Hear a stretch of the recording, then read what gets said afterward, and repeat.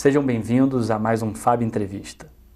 Dessa vez com o editor-chefe da revista Tecnologia e Defesa, o senhor Francisco Ferro, há mais de 30 anos no mercado e na estrada, representa a mais antiga revista no campo de defesa no Brasil. Senhor Francisco, qual é o evento mais marcante, o tema mais marcante que o senhor já abordou nesse tempo de serviço? Bom, em primeiro lugar, eu gostaria de agradecer essa oportunidade, dizer nosso prazer muito grande estar aqui, poder falar um pouco do nosso trabalho. Foram vários eventos que marcaram essa trajetória nossa, são 31 anos agora da revista, dos quais 23 eu estou à frente da direção editorial, e, como eu lhe disse, são várias coisas acontecendo muito gratificantes. Mas talvez eu pudesse resumir o que tem sido esse trabalho em uma única coisa, não que elas tenha mais valor que as outras, mas é uma coisa que resume bem. Foi quando ouvimos de um ex-ministro, de uma situação nova que se vive nesse país em relação à defesa, ainda bem, que se hoje a defesa nacional, o assunto defesa nacional é pauta da sociedade brasileira, que as Forças Armadas são vistas de uma outra forma, a revista Tecnologia e Defesa tem muito a ver com isso. Isso realmente é muito gratificante para nós. Tocando nesse assunto da sociedade que o senhor mencionou, como o senhor acredita que a sociedade enxerga as Forças Armadas hoje? As Forças Armadas, elas têm um alto índice de credibilidade, elas são vistas de uma maneira muito positiva, até porque a sociedade, a cada vez mais, a cada dia que passa, por uma série de ações, elas vão entendendo o valor, o trabalho que as Forças Armadas executam, não só dentro da sua função primeira, constitucional, da defesa da pátria, mas principalmente elas aparecem mais, no caso brasileiro, principalmente, em função da série de atividades subsidiárias que elas executam. No caso da nossa Força Aérea, o trabalho que é feito na Amazônia, a assistência àquelas populações, locais que são atingíveis apenas com aeronaves, busca e salvamento, em ocasiões de grandes tragédias, o apoio, como lá com helicópteros, levar medicamentos, socorro a vítimas.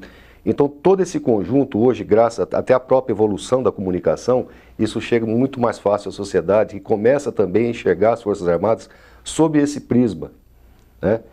E a sociedade está entendendo também a função, quer dizer, o grande conjunto da função social das Forças Armadas, junto da sua função primeira.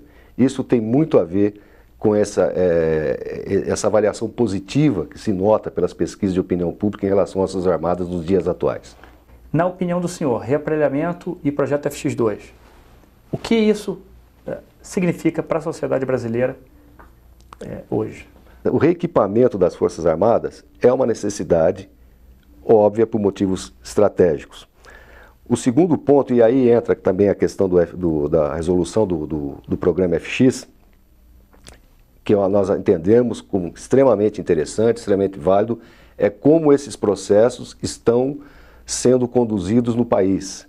Ou seja, não se compra nada na prateleira.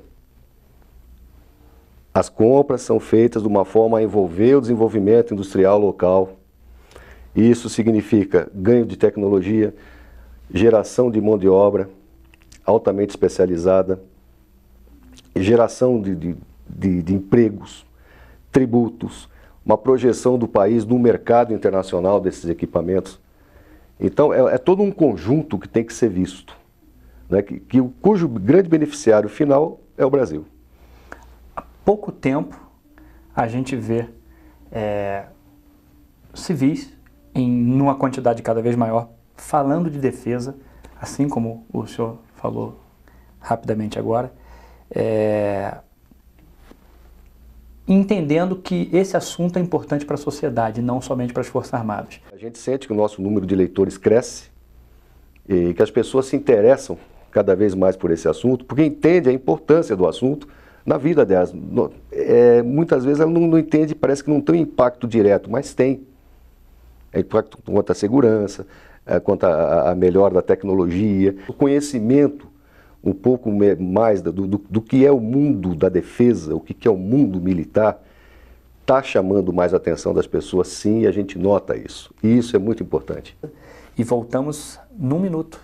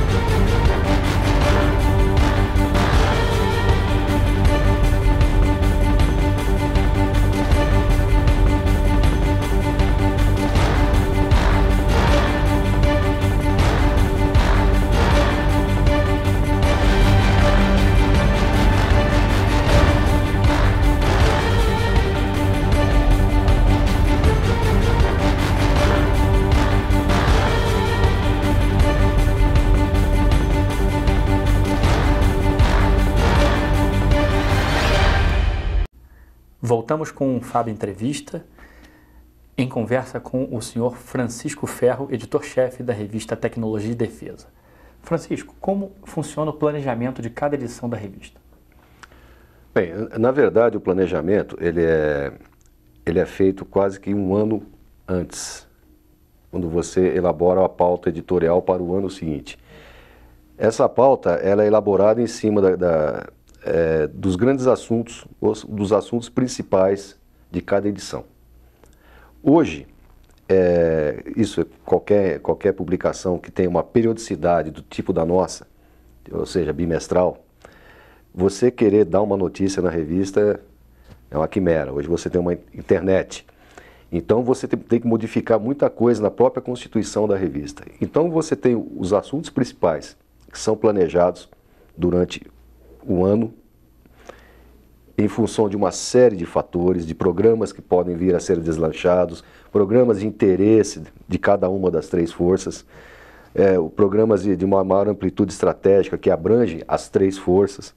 Então, toda essa pauta é planejada. Aproveitando essa experiência de 30 anos e todo o investimento da revista em planejamento, e considerando o nosso ministro, Celso Amorim, ministro da Defesa, que defende o investimento de 2% do PIB em defesa, como o senhor enxerga esse investimento, essa constância nesse cenário de defesa nacional? O orçamento, a questão do orçamento de defesa, e isso envolve coisas assim, talvez mais complexas ainda, porque nós vamos entrar no âmbito da legislação tributária, execução orçamentária, mas o orçamento de defesa, pela própria característica, que você não prepara uma força ou não prepara um equipamento de uma força, que não é um equipamento que está na prateleira, ele é uma maturação de um desenvolvimento, uma coisa de longo prazo.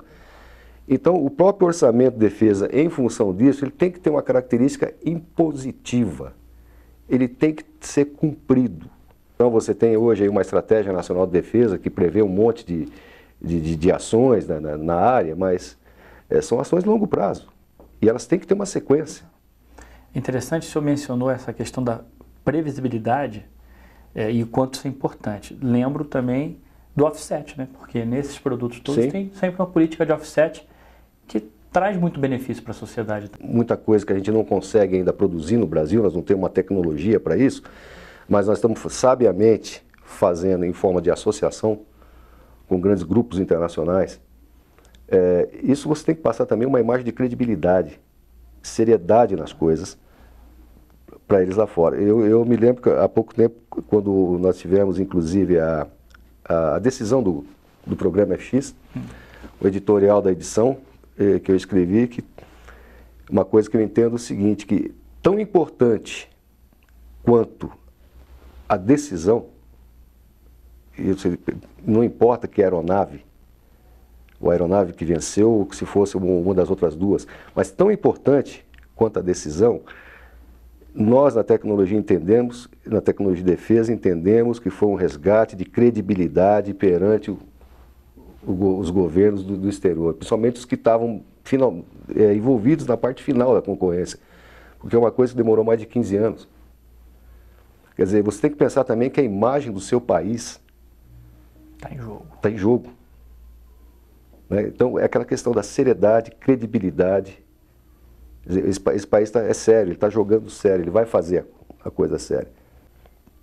Obrigado, Francisco. Estivemos então com Francisco Ferro, o editor-chefe da revista Tecnologia e Defesa. Lembrando que a Tecnologia e Defesa é um veículo oficial da LAAD, dos eventos da LAAD, a maior feira da América Latina de defesa que acontece anualmente no Brasil. Obrigado.